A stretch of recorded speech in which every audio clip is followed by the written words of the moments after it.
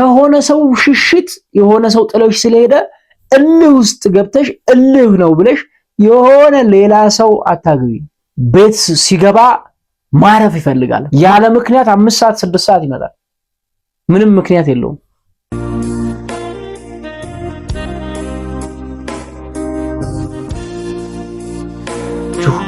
ዛሬም ወደፊታችሁ መጥቻለሁ። ወደፊታችሁ የመጣሁበት ደግሞ አንድ ዓላማ ነው። እንደዚህ በሚል ርዕስ ወደፊታችሁ መጥቻለሁ። አታግቡ በሚል ርዕስ ወደፊታችሁ መጥቻለሁ። አታግቡ ያልኩበት ትልቅ ምክንያት እጅግ በጣም በሚገርም ሁኔታ በእኛ በኢትዮጵያውያን ማህበረሰብ በኢትዮጵያውያን ባህል በጣም በሚገርም ሁኔታ ሰዎች በጣም የሚያገቡበት መንገድ እጅግ በጣም የተበላሸ መንገድ ነው። የተበላሸ መንገድ ማለት ምን ማለት ነው? ለምሳሌ ቤት ውስጥ ታናሽ ካገባች ታላቅ እያለች ታናሽ ካገባች በጣም ብዙ ሰዎች እዛች ሴት ላይ ጫና ያደርጋሉ። ታላቂቱ እህት ላይ ጫና ያደርጋሉ። ለምን አታገቢም?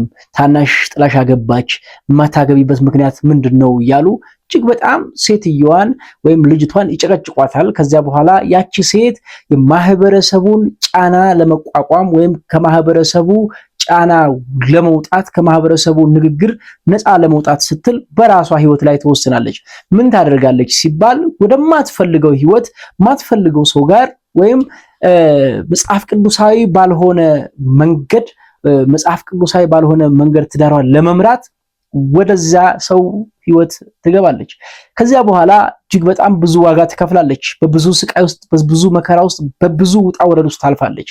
ነገር ግን መጽሐፍ ቅዱሳችን ደግሞ በጣም በሚያስደንቅና በሚያስገርም ሁኔታ ለማግባት ሰዎች ዝግጁ ሲሆኑ ሴት ልጅ ልታገባ ዝግጁ ስትሆን ሴት ልጅ ልታገባ ዝግጁ የሆነችበት ምክንያት ለሚስትነት ብቁ ስትሆን ሚስት ለመሆን ዝግጁ ስትሆን እንድታገባ መጽሐፍ ቅዱሳችን በደንብ አድርጎ ይመክረናል። መጽሐፍ ቅዱሳችን ሚስት ለመሆን ዝግጁ ስትሆን እንድታገባ ይመክረናል። ምን ማለት ነው? የመጀመሪያ ለማግባት ያሰበች ሴት እግዚአብሔርን የምትፈራ በትዳሯ ውስጥ ሆና እግዚአብሔርን የምትፈራ ሴት ልትሆን እንደሚገባ መጽሐፍ ቅዱሳችን ይናገራል። በትዳር ህይወቷ ውስጥ በመኖር በትዳር ህይወቷ ውስጥ በምትኖረው ኑሮ እግዚአብሔርን የምትፈራ ሴት መሆን እንዳለባት መጽሐፍ ቅዱሳችን ይነግረናል። ምሳሌ 31 ቁጥር 30 እንደዚህ ይላል፣ ውበትም ሐሰት ነው፣ ደምግባትም ከንቱ ነው፣ እግዚአብሔርን የምትፈራ ሴት ግን እርሷ ትመሰገናለች ይላል። አያችሁ፣ በሴትነቷ ወደ ትዳር ስትገባ ወደ ትዳሩ ዓለም ውስጥ መግባት ስታስብ የመጀመሪያው እግዚአብሔርን በትዳሯ ውስጥ የምትፈራ እግዚአብሔርን በትዳሯ ውስጥ የምታከብር ለእግዚአብሔር የምትገዛ ለእግዚአብሔር ብቻ ሳይሆን ለባሏም የምትገዛ ሴት መሆን መቻል አለባት። ስለዚህ መገዛት ሳትችል ለባሏ መገዛት ሳትችል ወደዛ ትዳር ውስጥ ብትገባ ያ ትዳር ለሷ ትዳር ሳይሆን እጅግ በጣም ስቃይ የበዛበት ህይወት፣ መከራ የበዛበት ህይወት፣ ፈተና የበዛበት ህይወት ውስጥ ትገባለች። ስለዚህ የመጀመሪያው እግዚአብሔርን የምትፈራ ልትሆን ይገባል። ወደ ትዳር ህይወት መግባት ስታስብ የመጀመሪያው ዓላማዋ እግዚአብሔርን የምትፈራ ደግሞ ባሏን የምትወድ ባሏን የምታከብር ለባሏ የምትገዛ መሆን መቻል አለበት። በማህበረሰብ ጫና፣ በህዝብ ጫና፣ በቤተክርስቲያን ጫና፣ በተለያዩ በሰዎች ጫና ትዳር ውስጥ መግባት የለባትም። ሁለተኛው ታማኝ መሆን መቻል አለባት። ለማን? ለባሏ ታማኝ መሆን አለባት። ምሳሌ 31 ከቁጥር 11 ላይ የባሏም ልብ በእርሷ ይታመናል ይላል። የባሏም ልብ በእርሷ ምን ይላል? ይታመናል፣ ይደገፍባታል። የባልየው ልብ በሚስትየዋ ምን ይላል? ይታመንባታል። ስለዚህ ባሏ ሊታመንባት ታማኝ ልትሆን ይገባል። በትዳሯ የታመነች ሴት ልትሆን ይገባል። ወደ ትዳር ልትገባ ስትፈልግ የባሏ ልብ የሚታመንባት ታማኝ ሆና ባሏ ሊያርፍባት ይገባል። አያችሁ፣ ብዙ ትዳር በዚህ ዘመን የመፍረሱ ምክንያት፣ በጣም ብዙ ትዳር የመበጥበጡ ምክንያት፣ በጣም የብዙ ትዳር የመፍረስ ምክንያት ምንድነው ሲባል ሰዎች ሲያገቡ የሚያገቡት እጅግ በጣም በሚያስደንቅ ሁኔታ በማህበረሰቡ ጫና የመጀመሪያው። ሁለተኛው ደግሞ የሚያገቡበት ምክንያት በጣም የሚወዱት ሰው የሚያፈቅሩት ሰው በሆነ አጋጣሚ ፌል ያደርግባቸውና ከዚያ ሰው ጋር ይለያያሉ። በዛች በተለያዩበት አጋጣሚ እልክ የሚባል ነገር አለ። ሰዎችን እልህ ይይዛቸዋል። እልህ ውስጥ ይገባሉ። እልህ ውስጥ ይገቡና ወዲያው የማይሆን ትዳር ውስጥ አስበው ወደማያውቁት አይተውት እንኳን በቃ ተመኝተውት ወደማያውቁት ሰው ይጠጋሉ። አይተውት ወደማያውቁት ወደማይፈልጉት ሰው ይሄዳሉ። የዚያን ሰዓት ምን ይሆናል? ህይወታቸው በጣም ይበጠበጣል። ህይወታቸው በጣም በችግር ይመታል፣ በመከራ ይመታል፣ በመከራ ማዕበል ይመታል። ስለዚህ ትዳር ውስጥ ረጅም መቆየት አይፈልጉም። ከትዳራቸው የሚወጡበትን መንገድ ያስባሉ። ከትዳሩ የሚያመልጡበትን መንገድ ያስባሉ። ከትዳሩ እንኳን የሚያመልጡበትን መንገድ እንኳን ቢያጡ እጅግ በጣም በሚያስገርም ሁኔታ ቺት ይደራረጋሉ። ሚስት ሌላ ወንድ ጋር ትሄዳለች፣ ባል ሌላ ሴት ጋር ይሄዳል። ለምን ሲባል የገቡበት ሁኔታ ተዋደው አይደለም። እሷም ታማኝ ለመሆን ዝግጁ አይደለችም፣ ለመታመን ዝግጁ አይደለችም። ለምንድን ነው ለመታመን ዝግጁ ያልሆነችው ሲባል ሲጀመር መጀመሪያ ሰውየውን ያገባችው በጫና ነው። ወይ የቤተሰብ ጫና ወይ የማህበረሰብ ጫና አለባት፣ ወይ ደግሞ የሆነ የምትወደው ሰው አስከፍቷት ሄዷል። ስለዚህ እሱን ለመበቀል ብላ ማይሆን ነገር ውስጥ ትገባለች። መጽሐፍ ቅዱሳችን ግን ታማኝ ይላል። ለባሏ ምን ታማኝ የታመነች ሴት ባሏ ሁልጊዜ ሳይጠራጠራት በሰላም ይኖራል። ስለሷ ባሰበ ቁጥር ጥርጣሬ በልቡ ውስጥ አይገባም። ስለዚህ ታማኝ ለመሆን ዝግጁ ያልሆነች ሴት ወደ ትዳር መግባት የለባትም ብዬ አስባለሁ። መጽሐፍ ቅዱሳችንም እንደዛ ይናገራል። ሶስተኛው በጥበብ የምትናገር ምን ማለት ነው?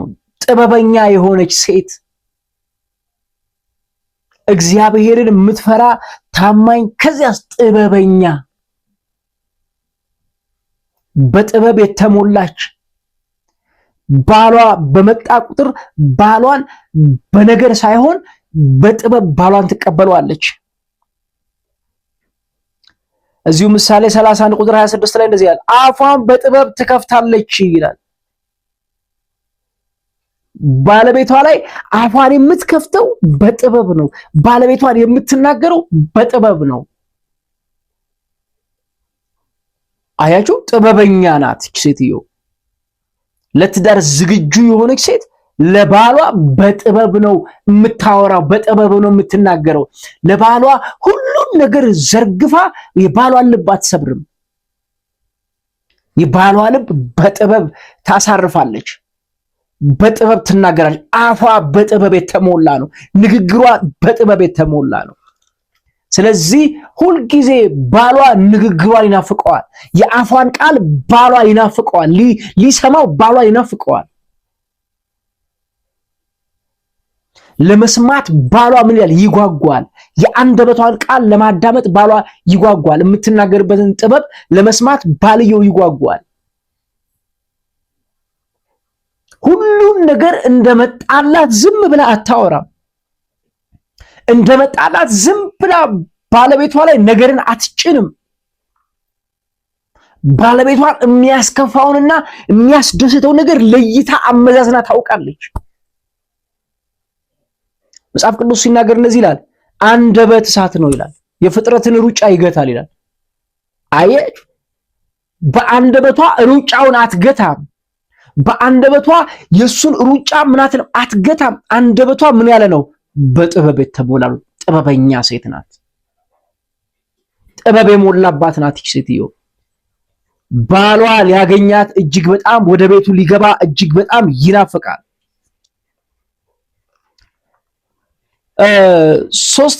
አራተኛ ለባሏ የምትገዛ መገዛት ማለት እጅግ በጣም ከባድ ነገር ነው። መጽሐፍ ቅዱሳችን ሲናገር ኤፌሶን ምዕራፍ 5 ላይ ሲናገር ቁጥር 33 ላይ ሲናገር ትገዛ ይላል።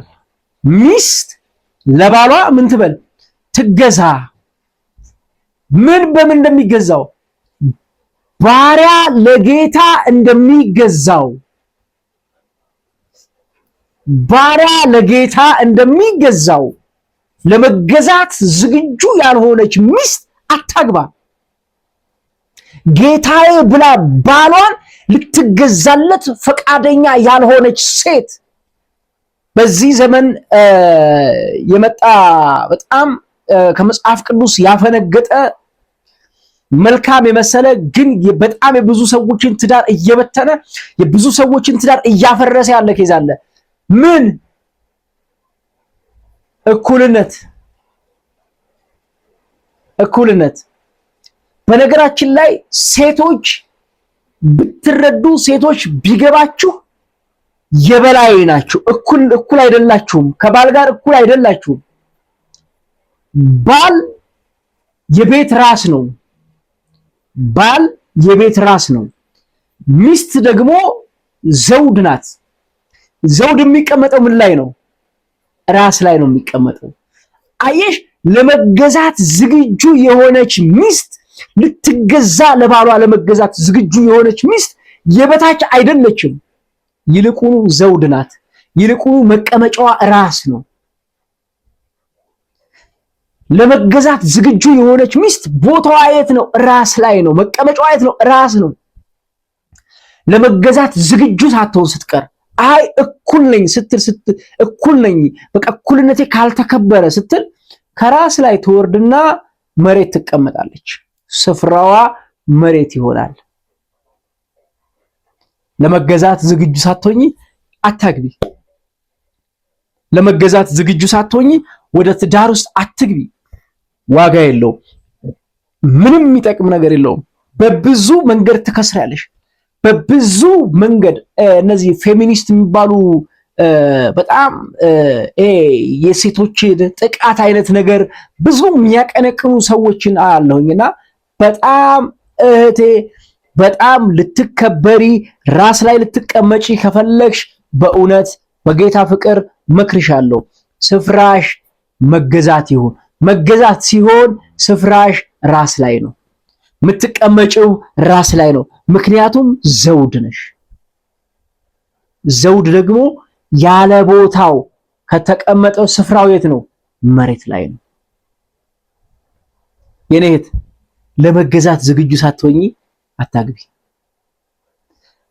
ለባልሽ ጌታዬ ብለሽ ልትገዢለት ዝግጁ ሳትሆኚ ስትቀሪ አታግቢ። አምስተኛ በፍቅርና በትህትና የምትመላለስ። በፍቅር የምትመላለስ ማለት ቤቷን በፍቅር የምትገነባ፣ ልጆቿን በፍቅር የምትገነባ፣ ባሏን በፍቅር የምትይዝ፣ ባሏ ከስራ ጨርሶ ሲመለስ ባሏ ስራ ጨርሶ ሲመለስ ቤቱን እጅግ በጣም በፍቅር የጓጓ እንዲመለስ ማድረግ የምትችል፣ ፍቅር መስጠት የምትችል፣ ፍቅር መስጠት የምትችል። አየሽ፣ አሁን ልታገቢ ስትዘጋጂ ቤትሽን ባልሽን በፍቅር መያዝ ማትችይ ከሆነ፣ ለፍቅር ዝግጁ ካልሆንሽ፣ ለባልሽ በፍቅር ለመመላለስ ፍቅርን ለመስጠት ቤትሽን በፍቅር ለመሙላት ዝግጁ ካልሆንሽ በፍጹም አታግቢ። ምክንያቱም ባል ምን ይፈልጋል መሰለሽ? ሰላምን ይፈልጋል። ቤት ሲገባ ፍቅርን ይፈልጋል። ቤት ሲገባ ማረፍ ይፈልጋል። ማረፍ ደግሞ የሚፈልገው ባንቺ ነው። አንቺ ካላሰረፍሽው ሌላ አሳራፊ የሚያሳርፈው ሌላ ሰው ይፈልጋል።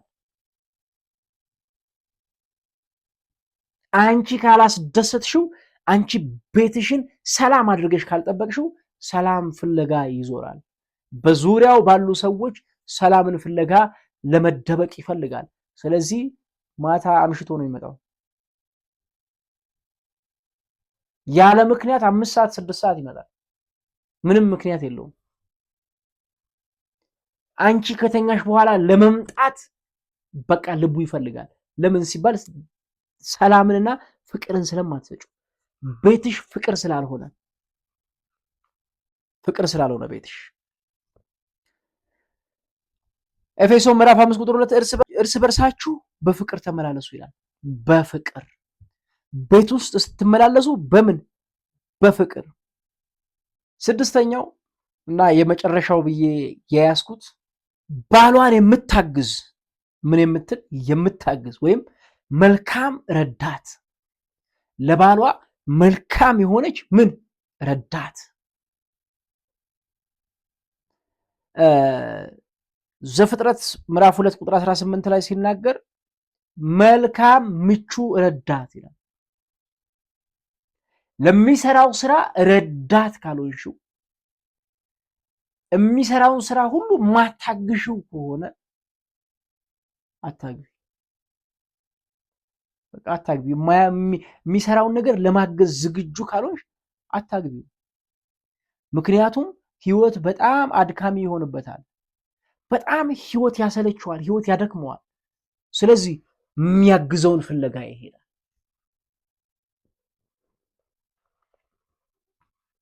አጋዥ ፍለጋ ይጓዛል። ስለዚህ እህቴ እነዚህን ነገሮች ከግምት ውስጥ ሳታስገቢ፣ እነዚህን ነገሮች ግምት ውስጥ ሳትከቺ አታግቢ። የማህበረሰቡን ጫና ለመቋቋም ብለሽ ዝም ብለሽ የማትፈልጊውን ሰው አታግቢ። ከሆነ ሰው ሽሽት የሆነ ሰው ጥለሽ ስለሄደ እልህ ውስጥ ገብተሽ እልህ ነው ብለሽ የሆነ ሌላ ሰው አታግቢ። ምን የሚባል አባባል አለ? ዝናቡን ለመጠለል ከመጣው ዝናብ ለመጠለል የማይሆን ስፍራ ላይ አትቁሚ። ምክንያቱም በዚያ ስፍራ ላይ ከባድ ጎርፍ ሲያልፍ ከባድ ጎርፍ ይዞሽ ሊሄድ ይችላል። ከባድ ጎርፍ ሊጎዳሽ ይችላል። አታግቢ። ተባረኩ። ጌታ ኢየሱስ ይባርካችሁ። ዩቲዩባችንን ሰብስክራይብ እያደረጋችሁ እንድትመለከቱ በፍቅር ጠይቃችኋለሁ። ተባረኩ። ጌታ ይባርካችሁ።